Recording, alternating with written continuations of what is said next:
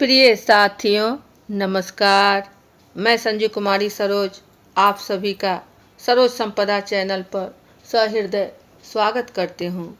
आज इस सेशन में हम सब पार्ट 3 के अंतर्गत दिसंबर 2019 का प्रीवियस ईयर क्वेश्चन रिवीजन फटाफट के अंतर्गत टॉप क्वेश्चंस जो आपको हिंदी पेपर 2 की तैयारी के लिए बहुत ही महत्वपूर्ण सेशन साबित होगा। तो ज़्यादा देर ना करते हुए हम सब प्रश्न की ओर चले। प्रश्न 1 हमारा है, निम्नलिखित में से कौन सा उपन्यास ऐतिहासिक सांस्कृतिक उपन्यास नहीं है? ए. बाणभट्ट की आत्मकथा, बी. पुनर्नवा, सी. टेढ़े मेढ़े रास्ते, डी. वैशाली की नगरवधू। इसमें आपको सही विकल्प का चयन करना है ए बी सी डी से। तो यहाँ जाना जाए कि टेढ़े मेढ़े रास्ते ऑप्शन सी हमारा ऐतिहासिक सांस्कृतिक उपन्यास नहीं है। ऑप्शन सी टेढ़े मेढ़े रास्ते, ये जो है आपको भगवती चरण वर्मा की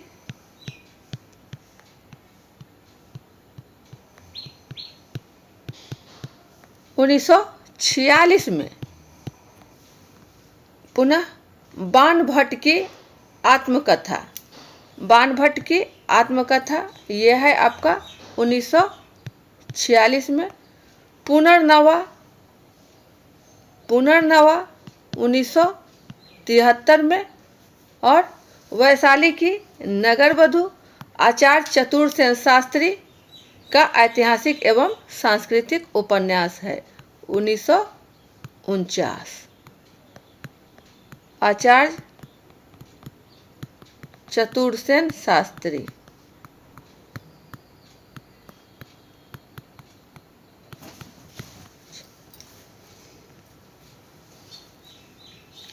सही आंसर का मिलान कर लें।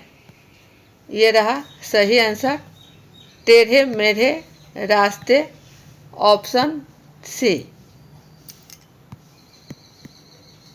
नेक्स्ट क्वेश्चन 2 पर है, आनंदवर्धन ने किस काव्य को ध्वनि कहा है? ए. जिसमें शब्द और अर्थ दोनों अपना महत्व बनाए रखकर अर्थ प्रतिपादन करें। बी. जिसमें शब्द की सत्ता गौण और अर्थ की सत्ता प्रमुख हो।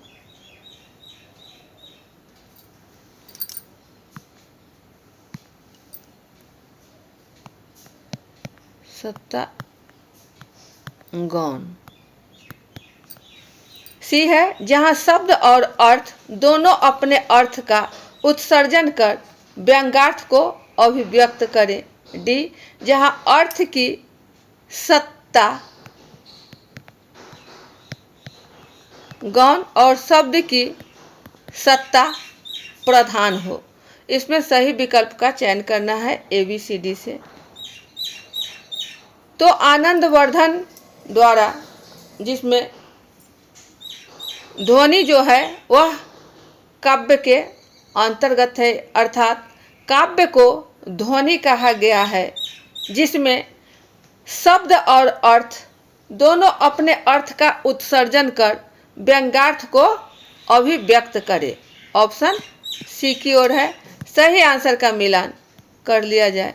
ये रहा सही आंसर सी, जहां शब्द और अर्थ दोनों अपने अर्थ का उत्सर्जन कर व्यंग्यार्थ को अभिव्यक्त करे। अगला प्रश्न 3 पर है, धर्मवीर भारती के संदर्भ में क्या सही नहीं है? वे व्यक्ति स्वातंत्र्य के विरोधी कवि हैं। बी. वे व्यक्ति स्वातंत्र्य के पक्षधर कवि हैं। सी. वे किशोर भावुकता के लेखक हैं। डी. वे मिथकीय संदर्भों पर आधारित कविता लिखने वाले कवि हैं। इसमें सही विकल्प का चयन करना है ए बी सी डी से। हमारा सही विकल्प क्या होगा? पूछा जा रहा है कि धर्मवीर भारती के संदर्भ में सही नहीं है, यह नहीं पर भी फोकस करना है। तो है क्या, पहले उसको देख लिया जाए। वे व्यक्ति स्वातंत्र्य के पक्षधर कवि हैं। वे किशोर भावुकता के लेखक हैं। वे मिथकीय संदर्भों पर आधारित कविता लिखने वाले कवि हैं, लेकिन वे व्यक्ति स्वातंत्र्य के विरोधी, यहाँ विरोधी जो है वह कवि नहीं है। तो हमें खोजना क्या था, नहीं, खोजना क्या था, नहीं। तो ऑप्शन हमारा ए की ओर है, ऑप्शन हमारा ए। वे व्यक्ति स्वातंत्र्य के विरोधी कवि हैं। ये सही आंसर का मिलान कर ले, ये हमारा सही आंसर विकल्प ए। वे व्यक्ति स्वातंत्र्य के विरोधी कवि हैं, ऑप्शन में नहीं ढूंढना था। अगला प्रश्न, फोर्ट विलियम कॉलेज के हिंदुस्तानी के प्रथम प्रोफेसर कौन थे? A Gilchrist, B Pincott, C William Jones और डी ग्रियर्सन।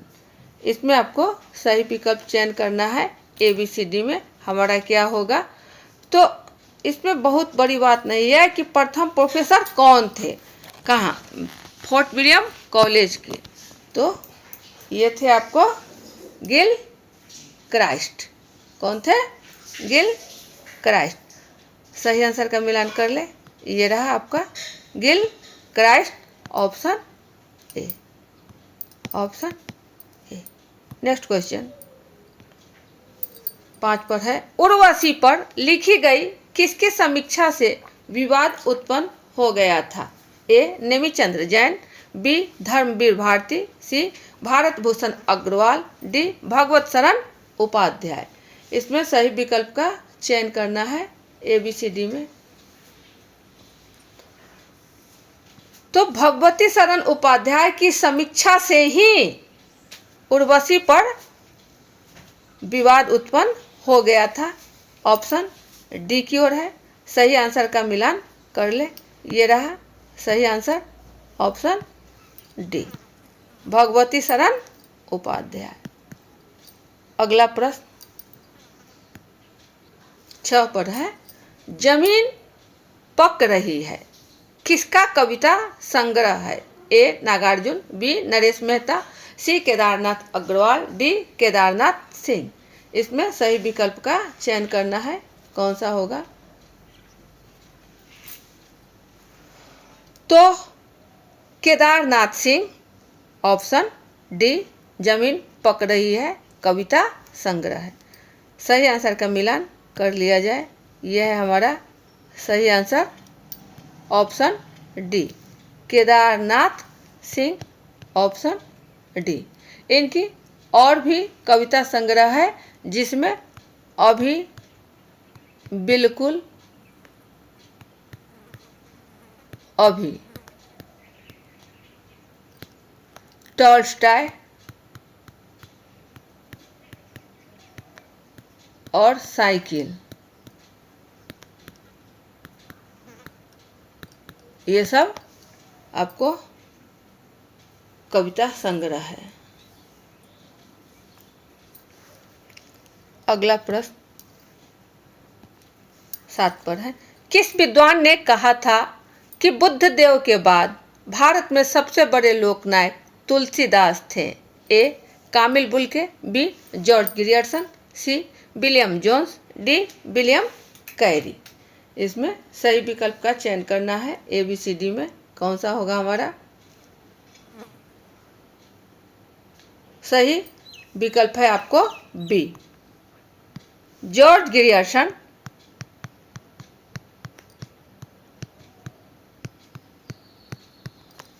ने कहा था कि बुद्ध देव के बाद भारत में सबसे बड़े लोकनायक तुलसीदास थे, ऑप्शन बी। सही आंसर का मिलान कर लें, ये रहा हमारा सही आंसर, ऑप्शन बी।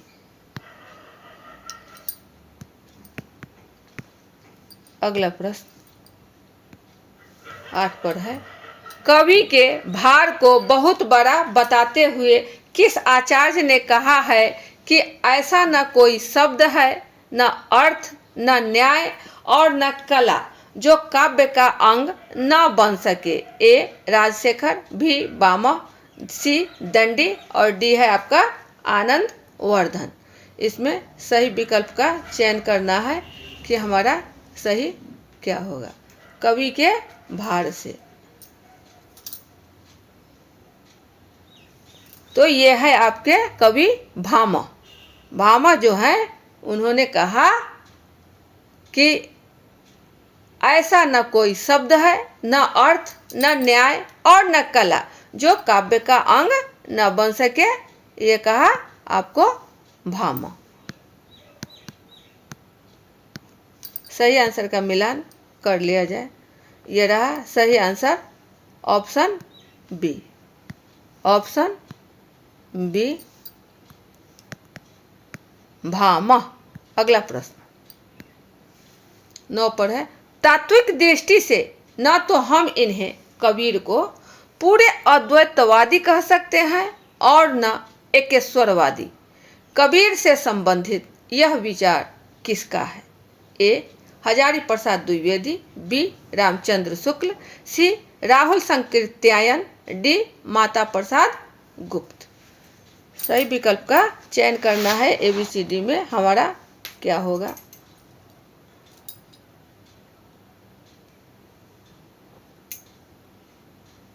कबीर जिनके बारे में काफ़ी प्रसिद्ध है कि इनकी भाषा जो है वह पकड़ बहुत ज़बरदस्त है, और हजारी प्रसाद द्विवेदी जी ने इन्हें भाषा का डिक्टेटर भी कहा है। लेकिन यहाँ पूछा जा रहा है कि अद्वैतवादी कह सकते हैं और ना एकेश्वरवादी पूरी तरह से। सही विकल्प हमारा है रामचंद्र शुक्ल, ऑप्शन बी। सही आंसर का मिलान कर ले। ये रहा हमारा ऑप्शन बी रामचंद्र शुक्ल। अगला प्रश्न 10 पर है। भारतीय संविधान के किस अनुच्छेद के अनुसार उच्चतम न्यायालय तथा उच्च न्यायालय में सब कार्यवाहियां अंग्रेजी भाषा में होगी? ए अनुच्छेद 343, बी अनुच्छेद 344, सी अनुच्छेद 346 और डी है आपको अनुच्छेद 348। इसमें सही विकल्प का चयन करना है कि कौन सा हमारा सही होगा। ये 343 जो है यह आपका हिंदी एवं देवनागरी लिपि के लिए है। हिंदी एवं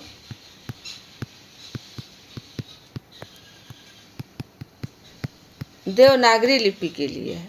वहीं आपको 344 जो है यह राष्ट्रपति द्वारा राजभाषा आयोग के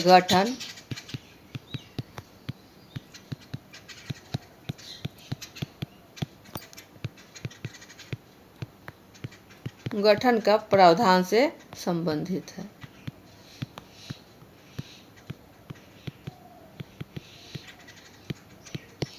वही आपका ये है 348। इसमें उच्चतम न्यायालय एवं उच्च न्यायालय में सभी कार्यवाहियां अंग्रेजी भाषा में होंगी। अंग्रेजी भाषा में। तो ये है ऑप्शन आपका डी की ओर। ऑप्शन डी की ओर। सही आंसर का मिलान कर ले।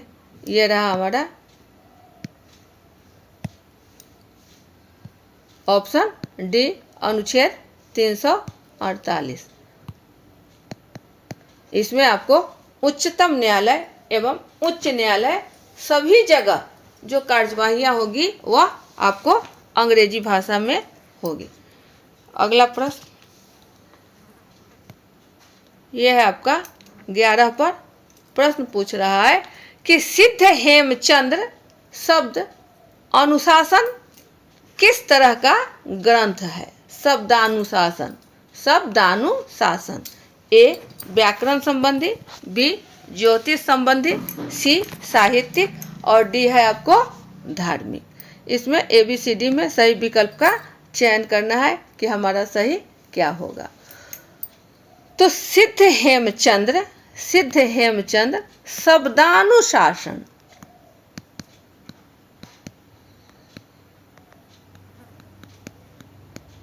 शब्दानुशासन, यह जो है यह व्याकरण संबंधी ग्रंथ है। यह क्या है? व्याकरण संबंधी ग्रंथ है।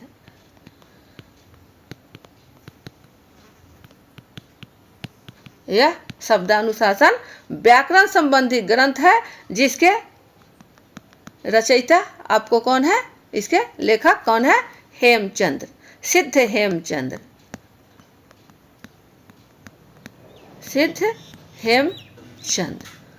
हेमचंद्र जी की अन्य भी कविताएं जो रचनाएं हैं काव्यानुशासन।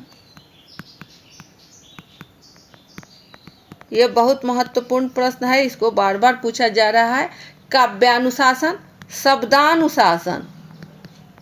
शब्दानुशासन जो व्याकरण से संबंधित है, और इन्हें संस्कृत के महावैयाकरण एवं महापंडित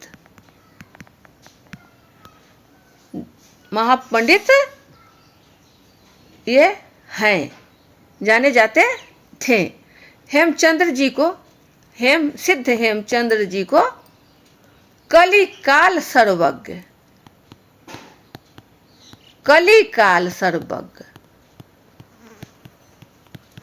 के नाम से भी जाना जाता है। हेमचंद्र जी को कलिकाल सर्वज्ञ भी कहा जाता है। इस प्रकार हमारा सही ऑप्शन ए की ओर है कि हेमचंद्र जी ने